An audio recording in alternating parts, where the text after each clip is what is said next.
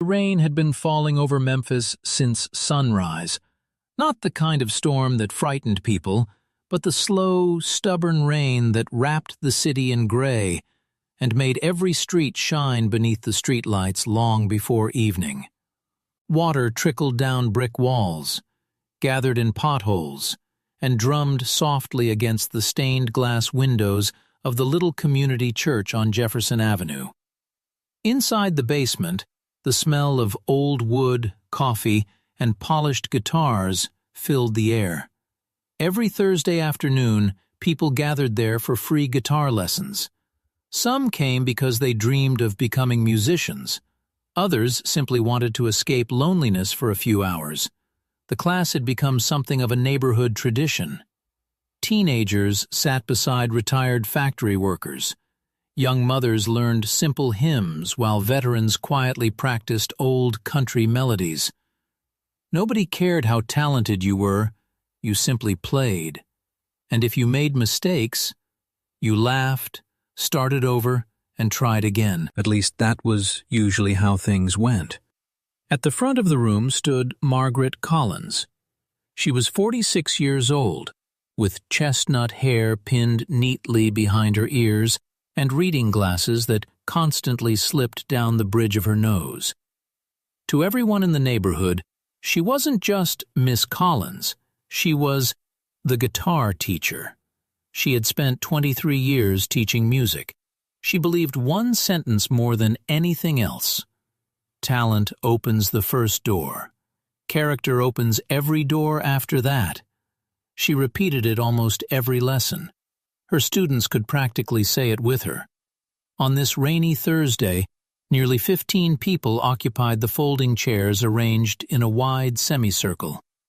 Each held an acoustic guitar, some expensive, some barely held together with tape. Margaret clapped her hands. "All right, everyone." The conversation stopped. "We're going to practice confidence today." Groans filled the room. "Oh, don't groan," she smiled. "You don't become comfortable performing by hiding in your bedroom." The students laughed.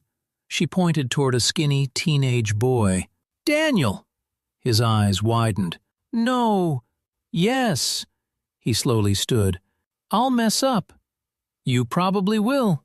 More laughter. "And that's perfectly all right." Daniel walked toward the center. His hands shook. He played the opening chords of an old folk song. The first chord buzzed. The second sounded cleaner. By the third verse, he had relaxed enough to smile. Everyone applauded. Margaret nodded proudly. "See? No one died." Even Daniel laughed. One by one the students performed. Some played beautifully, others stumbled through every measure. Yet every performance ended with applause. The atmosphere remained warm, comfortable, safe. No one imagined that before the afternoon ended, they would witness something none of them would ever forget. The basement door creaked open. Nobody noticed at first. Rain blew briefly through the doorway before someone quietly stepped inside. He closed the door gently behind him. He wasn't dressed like a celebrity, no expensive suit, no flashy jewelry. Just a dark jacket over a black shirt, dark trousers, black shoes still wet from the rain. His hair was carefully combed, his face calm. In one hand rested an old acoustic guitar case that looked as though it had traveled hundreds of miles. He paused near the entrance, watching, listening, almost studying the room. Margaret looked up. "You must be new." He offered a polite smile. "Yes, ma'am." Her voice softened. "Welcome." She pointed toward several empty chairs. "Find any seat you'd like." He nodded. "Thank you." Nothing about him demanded attention. Nothing suggested fame. In fact, he almost seemed determined not to stand out. He sat quietly near the back. He rested the guitar case against his chair, folded his hands, and simply watched. Across the room, Two college-aged students whispered. "Haven't seen him before. Maybe he's just passing through. He looks nervous. I don't think he's played much." The stranger pretended not to hear. Margaret continued the lesson. Music isn't about perfection. She walked slowly across the room. It's about honesty. She pointed toward another student. "When you play," she tapped her own chest, "people should hear this. Not your fingers, not your technique, your heart." The room grew quiet. Even the newcomer listened carefully. There was something almost peaceful about his expression, as if those words meant more to him than anyone realized. The class continued for another 30 minutes. Chord progressions, rhythm exercises, finger placement. Occasionally, Margaret corrected someone's posture. Sometimes she encouraged a struggling student. Sometimes she made jokes. Everyone relaxed. Except, every few minutes she noticed the new man. He hadn't opened his guitar case, hadn't spoken to anyone, hadn't even introduced himself. Finally, she walked over. "You all right?" He smiled politely. "Yes, ma'am." "You planning to play today?" "If that's all right." "Of course." She extended her hand. "I'm Margaret." He shook it gently. "Nice to meet you." "And you are?" For just a heartbeat. He hesitated, almost as though giving his name required thought. Then he answered, "I'm Elvis." Nothing more, just Elvis. Margaret smiled. "Well, Elvis," she chuckled, "we've already got 2 Johns, 3 Bills, and a Frank." The class laughed. "I think you'll fit right in." He laughed quietly with them. No correction, no explanation, no Presley. Simply Elvis. The lesson resumed. But Margaret couldn't help noticing something strange. Whenever someone played, the newcomer watched their hands. Not casually, carefully.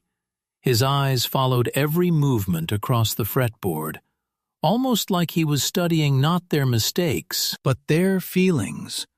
When one elderly man forgot the chords halfway through a hymn, embarrassment filled his face.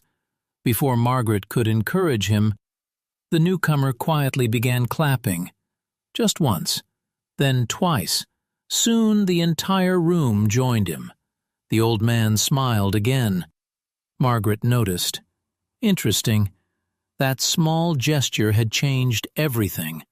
Whoever this quiet visitor was, he understood people, more than music. After another 20 minutes, Margaret announced something different. "Today," she smiled mischievously, "we're ending with a little challenge." Several students groaned again. "No, please," she laughed. "Oh, yes." She looked around the room. "Everyone who hasn't performed individually," her eyes landed on the newcomer, "will have to play before we finish." Several students turned toward him. One young woman smiled kindly. "Good luck." A middle-aged mechanic grinned. "Don't worry. We're all terrible." More laughter. The newcomer smiled again. "I appreciate that." Margaret checked her notebook. Only one name remained blank. She frowned. "I forgot to write your last name." He looked down briefly. "It's all right," she smiled. "I still need it." He thought for another second, then answered quietly, "Just Elvis is fine." Again, no one questioned it. There were countless Elvises in Tennessee, or so everyone assumed. Margaret shrugged. "If you say so." Outside, the rain grew heavier. Thunder rolled faintly across the city. Inside, warm lights reflected across dozens of polished guitars. No one realized history was quietly sitting among them, One student after another completed the final exercise. Then, silence. Margaret closed her notebook. She looked directly toward the back of the room. There we are. Everyone turned. Only one guitar case remained unopened. She smiled warmly. Looks like it's your turn. The stranger stood slowly. He carried the worn guitar case toward the center of the room. No dramatic entrance, no confidence, almost humble, as though he truly were just another beginner. He set the case on the floor, knelt beside it, opened the old brass latches. Inside rested a well-loved acoustic guitar. The finish had faded. Tiny scratches covered the wood. It wasn't glamorous, but it had clearly lived a lifetime. Margaret smiled encouragingly. Nervous? He looked up. A little. She laughed. Good. So is everyone else. He lifted the guitar carefully, rested it against his knee, adjusted one tuning peg, then another. The room waited patiently. One teenager whispered, I hope he's better than I was. Someone else whispered back, he can't be worse. A ripple of quiet laughter spread through the room. Margaret folded her arms, still smiling. Then, in the same friendly tone she had used with every student that afternoon, she said the sentence no one in that basement would ever forget. So, she tilted her head, why don't you show us what you've got? The room fell completely silent. The stranger lowered his eyes to the guitar. His fingers settled gently on the strings. He took one slow breath, and just before the first note echoed through the basement, the old light bulb above the room flickered once. Then everything became perfectly still. The room held its breath. Not because anyone expected greatness, quite the opposite. Most believed the quiet newcomer was about to stumble through the same beginner's chords everyone else had played that afternoon. Margaret Collins smiled encouragingly. There was kindness in her eyes, the same kindness she had shown hundreds of nervous students over the years. She folded her arms and waited. The stranger adjusted the guitar against his knee. His fingers rested lightly on the strings. For several seconds, nothing happened. The silence became almost uncomfortable. One of the younger students leaned toward his friend and whispered, Maybe he forgot what he wanted to play. Another shrugged. Or maybe he changed his mind. No one noticed the faint smile that appeared on the stranger's face. It wasn't nervousness. It was memory. His fingertips slowly traced the worn wood around the sound hole. Every scratch, every dent, every faded mark carried a story. This guitar had seen tiny church gatherings, late-night songwriting sessions, long highway drives, empty hotel rooms, moments of triumph, moments of loneliness. To everyone else, it looked old. To him, it looked like home. He closed his eyes, for only a heartbeat. When he opened them again, something had changed. His shoulders relaxed. The uncertainty vanished. Without a word, his right hand brushed gently across the strings. One single chord filled the basement. It wasn't loud, it wasn't flashy, yet something about it made every conversation inside the room disappear. The note seemed to hang in the air longer than it should have. Margaret blinked.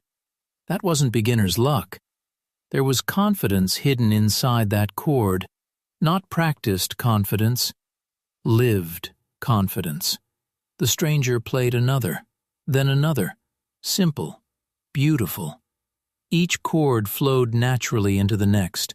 No hesitation, no searching for finger positions, no mistakes. The students exchanged puzzled looks. The mechanic in the front row slowly lowered his guitar. Daniel stopped fidgeting. The elderly woman, who usually hummed under her breath, became completely still. Margaret tilted her head. Interesting. Very interesting. She had spent more than 2 decades teaching guitar. You learned to recognize experience almost immediately. Some people knew chords, others understood music. Those were very different things.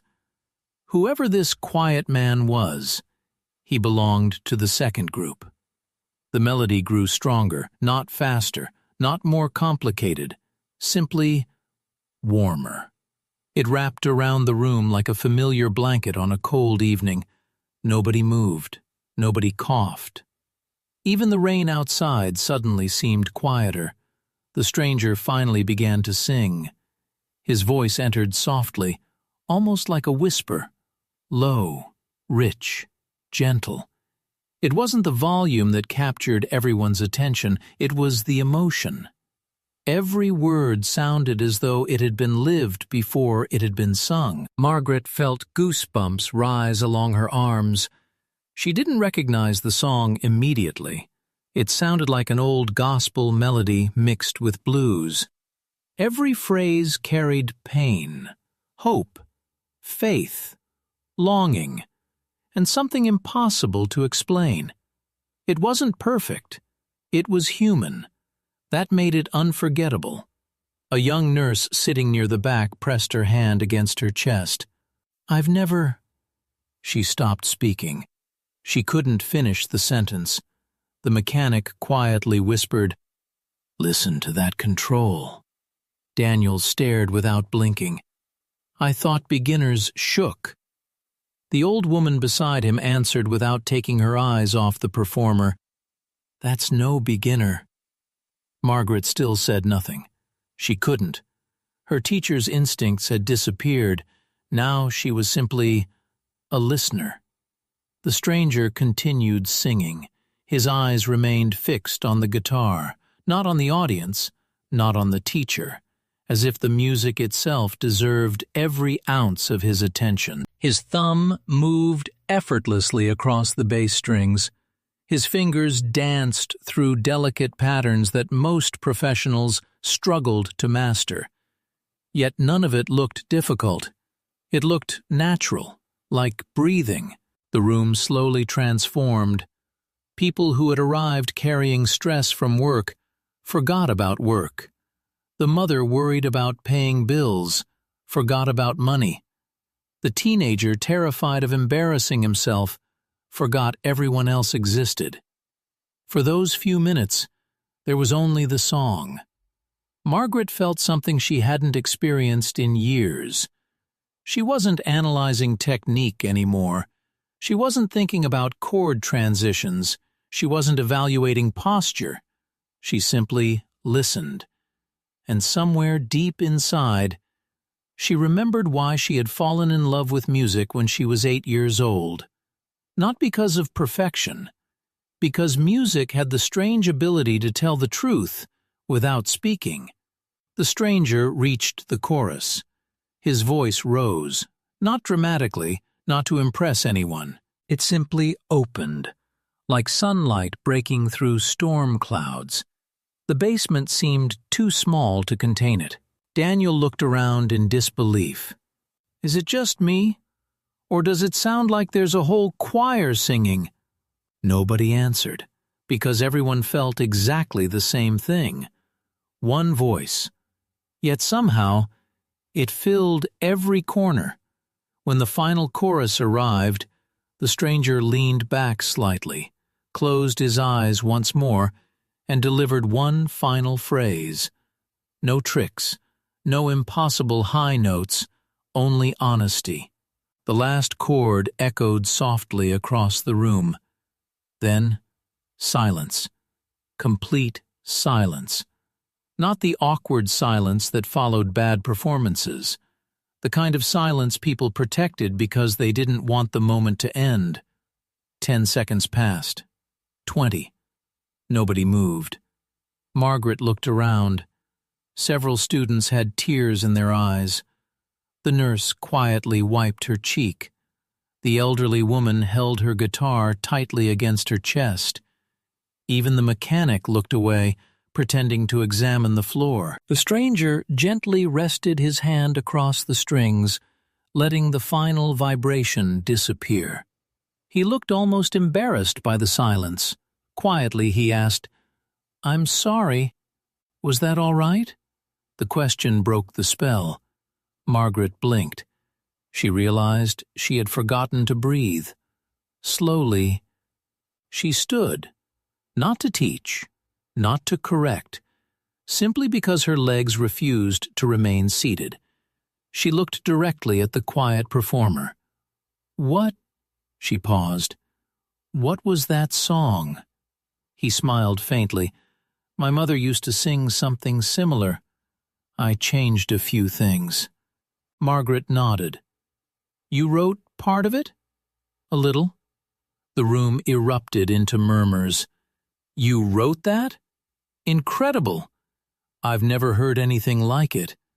The stranger looked almost uncomfortable with the attention. "I just enjoy playing." Margaret studied him carefully now. Something wasn't adding up. Nobody developed that level of feeling overnight. Nobody. Not even the finest students she had ever taught. She walked closer. "How long have you been playing?" He thought for a second. "A while." The class laughed. Margaret smiled. "That's not an answer." He chuckled softly. "I suppose not." "So," she continued, "who taught you?" His expression changed. He looked down at the guitar. "My mother gave me my first love for music. My church gave me courage. My mistakes taught me everything else." Margaret felt another chill. Those weren't rehearsed words. They came from somewhere real. Daniel suddenly raised his hand. "Can I ask something?" The stranger smiled. "Of course. Have you ever played professionally?" The room grew quiet again. Everyone waited. The stranger hesitated, then answered honestly. "Sometimes." "Where?" He looked toward the rain-covered window. "Different places." "What kind of places?" He smiled. "Anywhere people wanted to hear music." The answer somehow created even more questions. Margaret folded her arms again. "You've performed before audiences?" "Yes." "Big audiences?" He nodded once. "Some." "How big?" Another pause. The stranger almost laughed. "I never counted." The students smiled. He seemed far too humble to be showing off. Yet every answer hinted at a much bigger story. Margaret noticed something else. His hands. Most beginners had soft fingertips. Students developed calluses after months of practice. His fingers told a different story.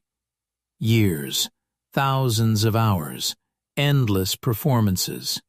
She looked at his guitar again. The scratches weren't from carelessness, they were from life on the road. Her curiosity grew stronger. Just then, the basement door opened. A blast of cool air swept inside. An older man wearing a soaked raincoat stepped into the room, shaking water from his hat. He looked around casually, then froze. His eyes landed on the quiet guitarist. For a split second, the color drained from his face. He whispered to himself, "It can't be." The stranger looked up. Their eyes met. Recognition flashed between them instantly. The older man's mouth slowly fell open. He took 2 hesitant steps forward, pointed with a trembling finger. Then, barely above a whisper, he said the 2 words that would change the entire room. "Elvis Presley?" Every head turned at once. The quiet man lowered his eyes. He sighed gently, as though the secret he had hoped to keep had finally slipped away. The words seemed to freeze in the air. "Elvis Presley?" No one spoke. No one even blinked. The rain outside continued tapping against the basement windows, but inside the room, every sound had vanished. Margaret Collins stared at the quiet guitarist. Her mind rejected what she had just heard. It couldn't be. Not here. Not in a free Thursday guitar class beneath a neighborhood church. Not sitting on a folding chair with an old guitar across his lap. The elderly man who had just entered removed his dripping hat with trembling hands. He took another cautious step forward. "I'm sorry." His voice shook with disbelief. "But are you really Elvis Presley?" The stranger looked around the room. Every face was fixed on him. There was nowhere left to hide. A gentle smile crossed his face. He nodded once. "I am." The room exploded. "What? No way! You're kidding!" "It can't be." Daniel shot to his feet so quickly that his chair crashed backward onto the floor. The nurse covered her mouth with both hands. The mechanic stared as though he had seen a ghost. Margaret remained perfectly still. She replayed every moment of the afternoon inside her head. She had welcomed him like every other student, asked him to wait his turn, corrected his posture, encouraged him to relax.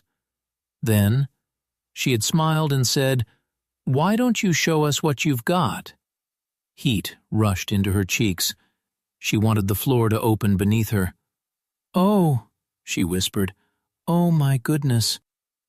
Elvis noticed her expression immediately. He stood slowly and offered a reassuring smile. "Please don't." She looked at him. "I had no idea." "I know. I treated you like everyone else." His smile grew warmer. "That's exactly why I stayed." The room fell quiet again. Margaret frowned. "You wanted that?" Elvis nodded. "For one afternoon, I wanted to be just another man carrying a guitar."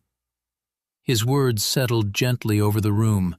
No arrogance, no complaint, only honesty. He looked around at the students. "Do you know what happens when people recognize me before I even sit down?" Nobody answered. They stop listening to the music. They start listening to the name. Silence. I miss the days when songs had to introduce me. No one had expected that answer. The mechanic slowly sat back down. "I never thought about that." Elvis laughed softly. "Most people don't." Margaret finally found her voice. "I'm embarrassed." "You shouldn't be. I asked Elvis Presley to prove he could play guitar." The class laughed nervously. Elvis laughed too. "And I appreciated it." "You did?" "I haven't had to earn my place in a room for a long time." He looked down at his guitar. It felt refreshing. Margaret shook her head in disbelief. "I've spent 23 years teaching music." "I should have recognized you," Elvis smiled. "Today you recognize something more important." She looked confused. "What do you mean?" "You listened. Not because you knew who I was, but because you heard the music." The words struck her harder than she expected. She had spent years reminding students that names didn't matter. Yet, without realizing it, she had just proven her own lesson. One of the younger students slowly raised his hand. "Mr. Presley?" Elvis turned. "Yes?" "Were you testing us?" A smile tugged at the corner of his mouth. "No, I was testing myself." The room waited. He leaned back slightly. "When you spend enough years on big stages, people clap before you even sing." Several students nodded. They expect something. They expect Elvis Presley. He paused. "I wanted to know, if I walked into a room where nobody cared who I was, could the music still speak for itself?" Daniel swallowed hard. "And?" Elvis looked around the room. His eyes rested on every student, one by one. I think today it did. The atmosphere softened. Even Margaret smiled. For several minutes, nobody asked another question. Instead, they simply sat together, not with a superstar, with another musician. Finally, the elderly man who had recognized Elvis cleared his throat. "I've seen you perform." Elvis looked toward him. "Twice. The first time was at the Louisiana hayride. The second, my wife saved for almost a year so we could see you in Memphis." Elvis's expression brightened. "Did you enjoy it?" The old man's eyes became glassy. "My wife passed away 3 years ago." The room grew silent again. He smiled sadly. "That concert was our last date together." No one spoke. The old man continued, "When you sang the gospel song at the end, she squeezed my hand. She said, 'If heaven sounds like this,'" his voice broke, "I won't be afraid." Tears rolled freely down his cheeks. "She wasn't." The room became painfully quiet. Elvis lowered his head. He didn't know what to say. No rehearsed answer could fit a moment like this. He slowly walked across the room, placed one hand gently on the old man's shoulder. "I'm honored." The old man shook his head. "No. You gave us a memory. I've been living inside it ever since." Margaret discreetly wiped away tears. The nurse beside her quietly sniffled. Daniel looked down at the floor. For the first time in his young life, he understood that music could outlive the moment it was played. Elvis returned to his chair. "I've received awards. I've sold records. I've played huge concerts." He looked toward the old man. "But memories like yours mean more than any trophy." Margaret asked softly, "Do people tell you things like that often?" "Not enough." He smiled. "Sometimes people think famous musicians only want applause." He shook his head. "What we really hope is that one song stays with someone." The mechanic suddenly laughed. "I thought success meant selling millions of records." Elvis smiled. "That's business. This," he gestured around the basement, "this is music." The class remained together long after the lesson should have ended. No one looked at the clock anymore. Questions came naturally. "What was your first guitar like? Were you ever afraid? Did you ever forget lyrics?" Elvis answered every question honestly. He admitted he'd forgotten songs. He admitted he'd made mistakes. He admitted he'd doubted himself more than people imagined. Every answer surprised the room, because every answer sounded normal, human, not legendary. Margaret noticed something remarkable. The more Elvis spoke, the smaller the distance between celebrity and ordinary person became. By the end of the conversation, no one saw a superstar anymore. They saw a man who happened to carry extraordinary talent. As the rain finally began to slow outside, Margaret glanced at the old wall clock. Nearly 2 hours had passed since class officially ended. She laughed. "I suppose I should let everyone go home." Groans filled the room. "No! Just one more song. Please." Daniel looked directly at Elvis. "I know this is asking a lot, but would you play one more?" Others quickly agreed. "Please, one last one, if you don't mind." Elvis looked around the room, then toward the old upright piano standing quietly against the far wall, a forgotten instrument covered in years of dust. He smiled. "I'll play one more." The room erupted into applause. But before anyone could settle back into their seats, the basement door opened once again. This time, a young newspaper reporter stepped inside, shaking rain from his coat. He had been searching the church for someone else entirely. Instead, his eyes landed on Elvis Presley, sitting quietly among ordinary students with a guitar in his hands. The reporter froze. A slow smile spread across his face as he reached into his pocket and pulled out a small camera. Without saying a word, he lifted it and pressed the shutter. The bright flash filled the room. Every head turned toward the door. Elvis closed his eyes for a brief moment because he knew exactly what that single photograph meant. Tomorrow, the secret afternoon he had hoped no one would ever hear about, would belong to the entire country. The flash from the camera lingered in everyone's eyes. For a brief second, the basement was illuminated brighter than it had been all afternoon. Then the room returned to its warm, quiet glow. The young reporter lowered his camera, suddenly realizing every person in the room was staring at him. I'm sorry, he stammered. I didn't mean to interrupt. Elvis looked at him without anger, only disappointment, not because of the photograph itself, but because he knew what came next. The reporter stepped forward carefully. I heard someone say Elvis Presley was here. I didn't believe it. I thought it was a joke. He looked around the basement. And then I saw... He stopped speaking. There was no stage, no security, no screaming crowd, only folding chairs, coffee cups, worn guitars, and one of the biggest stars in America, sitting among ordinary people as though he had never left home. The reporter quietly lowered the camera. I've never seen anything like this. Margaret walked toward him. Would you mind not publishing that photograph?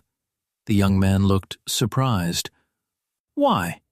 She glanced toward Elvis. Because today wasn't about fame. It was about music. The reporter hesitated. He had dreamed of getting an exclusive Elvis photograph. Any newspaper would pay well for it. It could change his career. Yet, looking around the room, something told him this story deserved more respect than headlines. He turned toward Elvis. What would you like me to do? Elvis smiled gently. That's your decision. I've spent enough years telling people what they should hear. I won't tell you what to write. The reporter looked down at the camera in his hands, then back at the students. Daniel, the elderly widower, the nurse, the mechanic, Margaret. He slowly removed the film from the camera. Everyone watched in silence.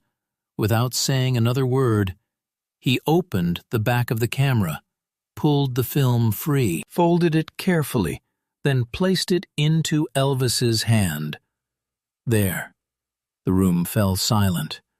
No picture is worth stealing a memory. Elvis looked genuinely surprised. You'd do that? The reporter smiled. My editor will probably fire me. Laughter spread through the basement. But, he shrugged, I think I'll sleep better tonight. Elvis extended his hand. The young man shook it firmly. Thank you. No, the reporter answered quietly. Thank you. He walked toward the door. Just before leaving, he turned back. Would you mind if I wrote the story someday? Elvis smiled. Only if you write about them. He pointed toward the students. Not me. The reporter nodded. I promise. The door closed. Once again, only the sound of gentle rain remained.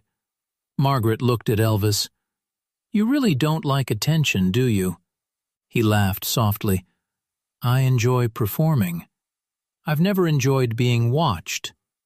The room smiled. There was an important difference.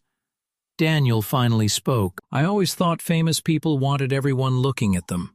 Elvis leaned back in his chair. Most musicians don't dream about fame. They dream about being heard. Those are very different dreams. The words settled deeply into everyone's hearts. Margaret walked to the old piano standing in the corner. She brushed years of dust from the wooden lid. I think, she smiled, it's time for that last song. Elvis nodded. He picked up the guitar once again. This time, he didn't begin immediately. Instead, he looked around the room. I'd like all of you to sing with me. Several students laughed nervously. We're not very good. Neither was I, Elvis replied with a grin. When I started, the room laughed.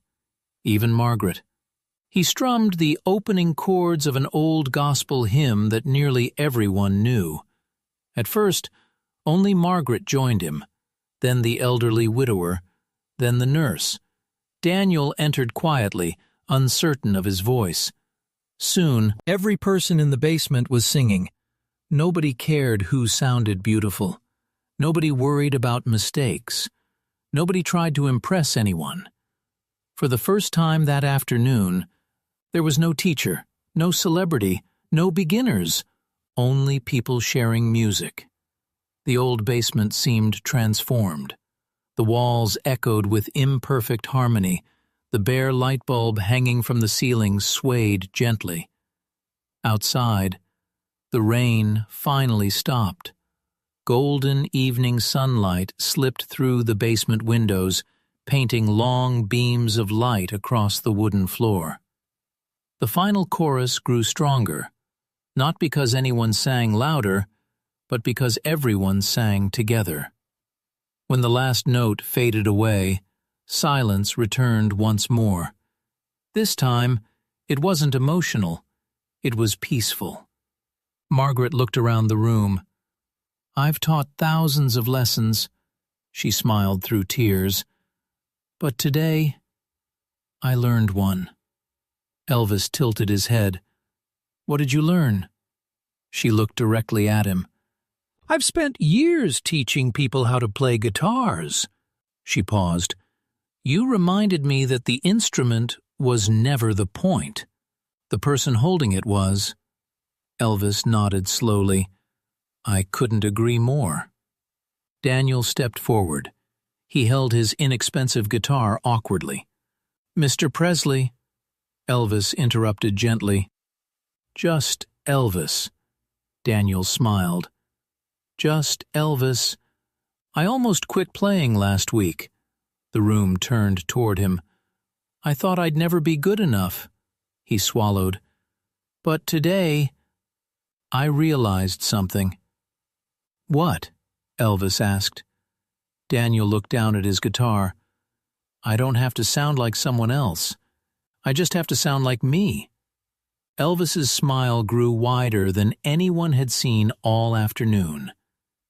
Now, he said quietly, you're ready to become a musician. The words stayed with Daniel for the rest of his life. Years later, he would tell his own students about that rainy Thursday, not because Elvis Presley had visited, but because one sentence had changed everything. Don't try to become someone people already know. Become someone they'll never forget. As evening approached, everyone began gathering their belongings. Coffee cups disappeared. Guitar cases clicked shut, chairs folded one by one. The ordinary Thursday lesson had quietly become the story each person would carry forever. Margaret walked Elvis toward the basement stairs. I owe you an apology, he smiled. For what? For asking you to prove yourself. Elvis shook his head. No. You gave me a gift. She looked puzzled. A gift? For one afternoon, I wasn't Elvis Presley. I was simply another man hoping someone would listen. Margaret's eyes filled with tears. I'll never forget today. I hope you don't. He reached into the inside pocket of his jacket. pulled out a small guitar pick, plain white. Its edges were worn smooth from years of playing. He placed it gently into Margaret's hand. "I've carried this for a long time." She looked shocked. "I can't take this." "I want you to." She carefully turned it over. On one side, only one word had been written in black ink. "Listen." She looked up. "What does this mean?" Elvis smiled. "The best musicians listen more than they play." Margaret closed her fingers around the pick. "I'll treasure it." "I know." He picked up his old guitar case, walked toward the door. Before opening it, he stopped. Without turning around, he spoke one final sentence. "Never judge the next person who walks into your classroom. They might change your lesson, or your life." The door opened. Fresh air filled the basement. Elvis stepped outside. The rain had washed Memphis clean. The clouds had drifted away. The evening sky glowed with shades of gold and deep blue. He adjusted the guitar case on his shoulder, then disappeared down the sidewalk like any ordinary man heading home. Margaret remained standing in the doorway long after he was gone. She looked down at the guitar pick resting in her palm. One word: listen. Years passed. Students came and went. Children grew into adults. Some became professional musicians, most did not.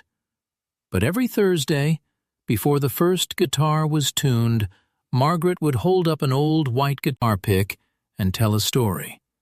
Not about a superstar, not about record sales, not about sold-out concerts. She would simply smile and say, "One rainy afternoon, a quiet man walked into this room carrying an old guitar. I asked him, 'Why don't you show us what you've got?' The class would always laugh. Then she would continue. That afternoon taught me the greatest lesson of my career. Talent may fill concert halls. Fame may fill newspapers. But humility fills hearts.